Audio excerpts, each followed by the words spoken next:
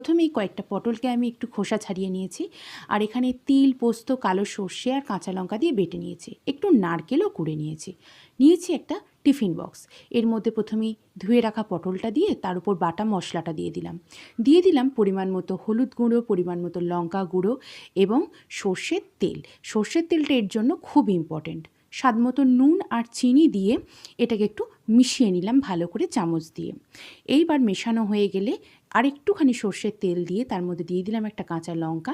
এবার ঢাকনা দিয়ে ফুটন্ত জলের মধ্যে কড়াইয়ে বসিয়ে উপর থেকে ঢেকে দিলাম আধ ঘন্টার জন্য, গ্যাস একদম লো করে। দেখো আধ ঘন্টা পর আমি এটা খুলে নিয়েছি আর নারকেল কোড়াটা ওপর থেকে ছড়িয়ে দিয়েছি। ব্যাস রেডি গরম গরম পটল ভাপা। গরম ভাতে একদম জমে যায়।